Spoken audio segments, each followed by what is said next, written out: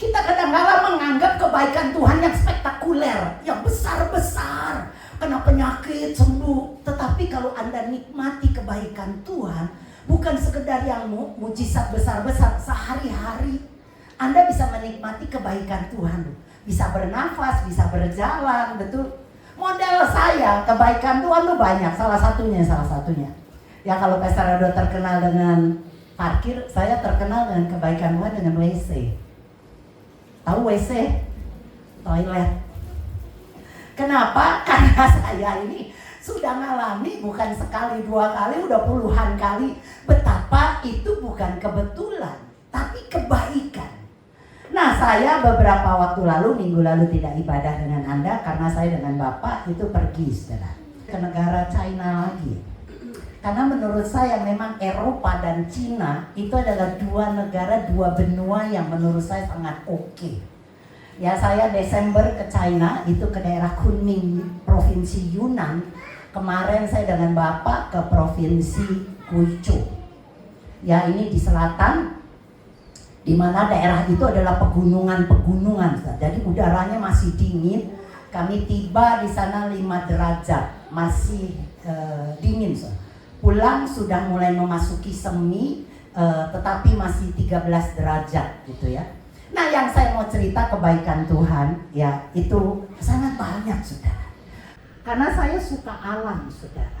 Saya melihat alam, saya melihat Tuhan. Saya udah berkata, setiap saya melihat gunung, di situ ada Tuhan. Setiap saya lihat waterfall, di situ Tuhan.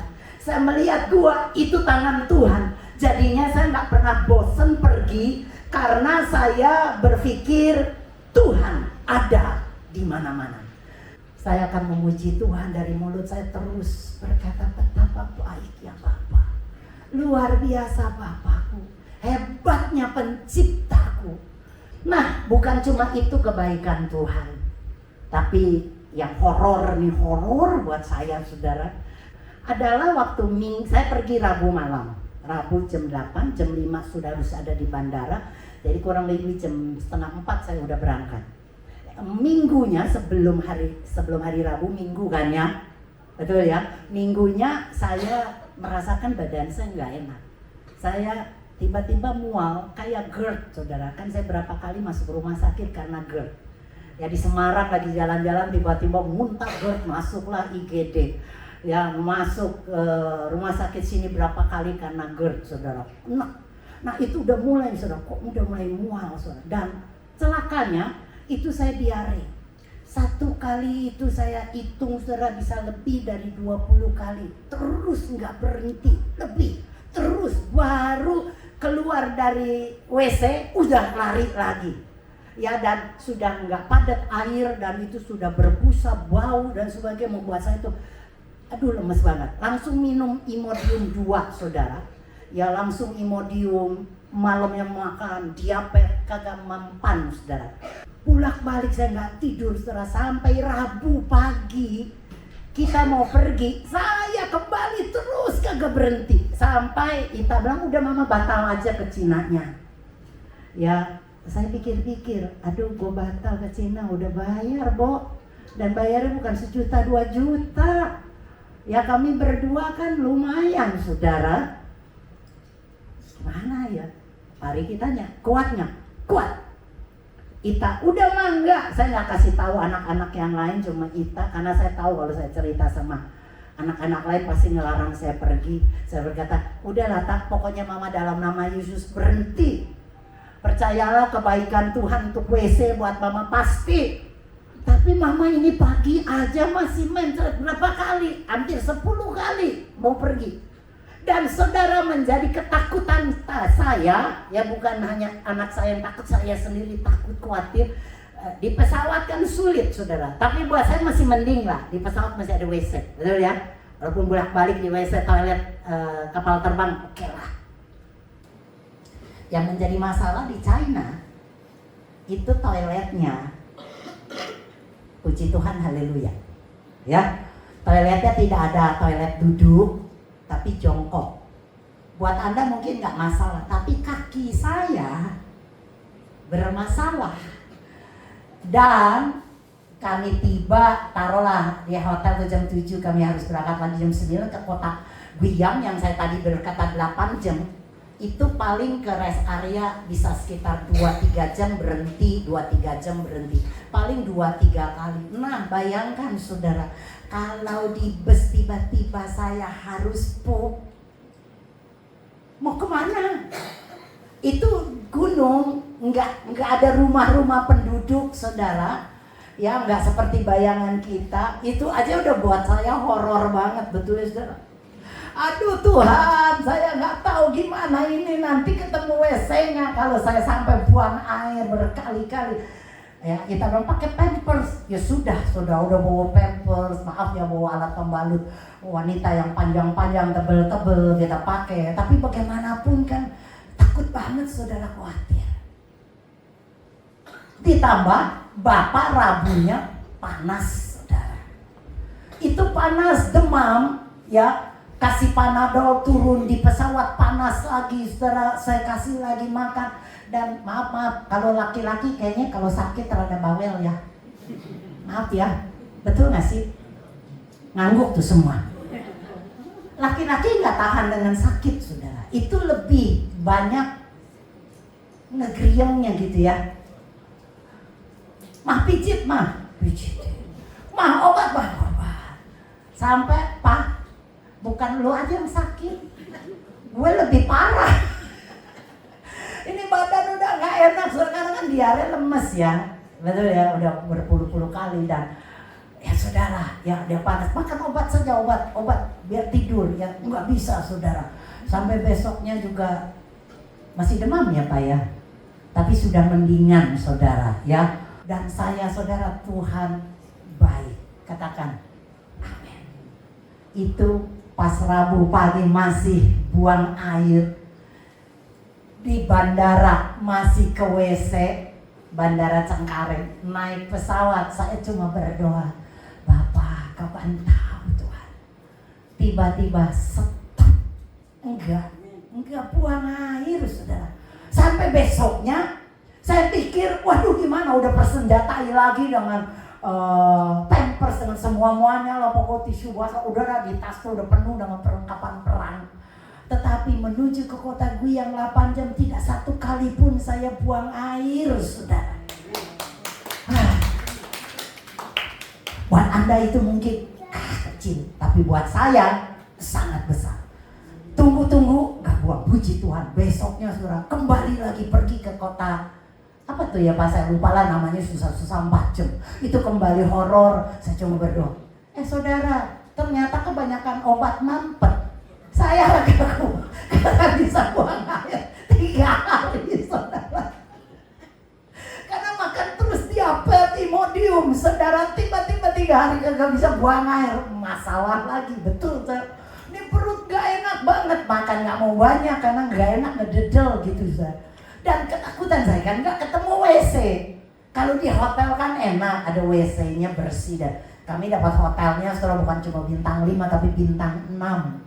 Keren abis, lampu-lampunya dan semuanya. Sudah saudara, aduh berangkat lagi 3 hari gak bisa. Tiba-tiba saudara, itu hari ke berapa, 4, tiba-tiba perut ini mau meledak saudara, mau buang semua kotoran. Bolak balik pagi mana nih, pas di bus saudara, belum berhenti di rest area, keringet dingin, bulu kuduk bangun berdiri. Karena Pak Willy tahu ya, kalau menahan sakit perut seperti itu, aduh Tuhan, gimana nih? Pak Riki bilang, kuatnya berhenti ya. Mau berhenti di mana? Di rumput, pakai sarung, kan nggak bawa. Pas tiba-tiba saya lihat 500 meter pompa bensin. Saya bilang, puji Tuhan, saya udah mau berdiri, tetapi supirnya nggak berhenti saudara di rest area. Saya Pak Riki lihat-lihatan, terus dia bilang, udah berhenti, suruh berhenti, galah. Ya jangan, gak enak saya bilang. Kuat dalam nama Yesus. Pokoknya Tuhan, setiap kali saya jalan, saya ngelihat pemandangan saudara. Mana itu kembali rest area.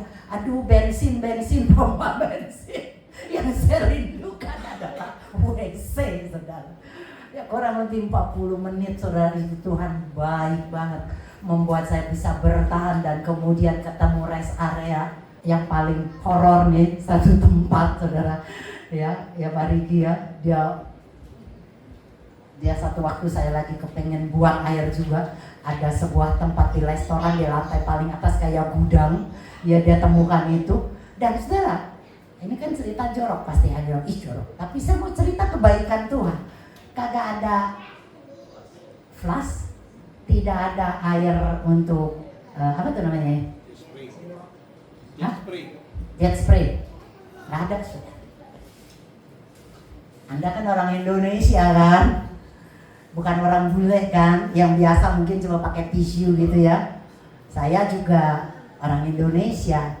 Nggak ada air, saudara. Ya, kalau ada tisu basah saat itu tidak masalah. Masalahnya tas saya taruh di bus karena nggak kepingin buang air. Tiba-tiba kepingin buang air.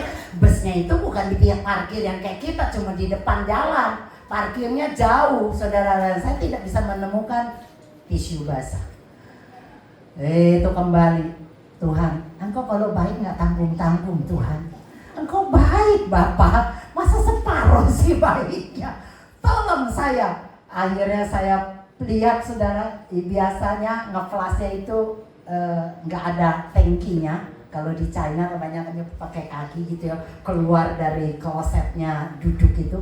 Tapi kali itu dia ada tangki air. Saudara tahu tangki air? Ya kan? Ya, tangki air ya, tempat ngeflash. Saya buka, ada airnya, pakai tisu.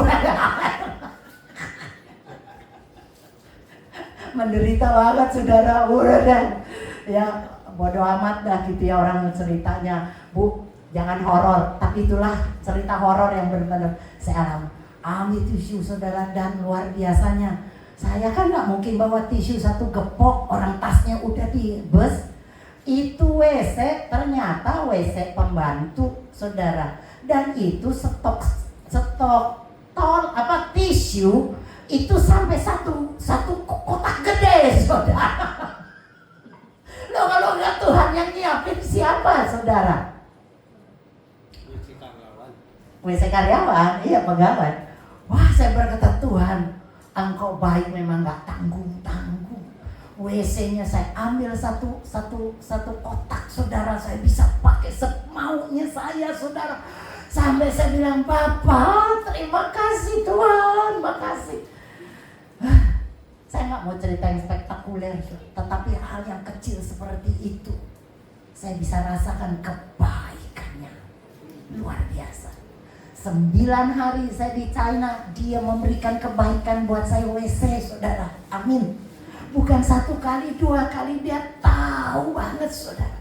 Selalu disediakan, selalu disiapkan. Mungkin kadang-kadang mepet saudara, tetapi saya bisa lalui itu dan mengucap syukur betapa dia baik. Bukan pada waktu hanya disembuhkannya kita dari penyakit, diberikannya kita uang, diberikan kesehatan, tetapi hal yang kecil yang orang lain nggak pernah pikirkan, yang mungkin juga orang nggak pernah bayangkan, tapi dia Bapa yang sangat peduli akan hal-hal kecil dalam hidup kita.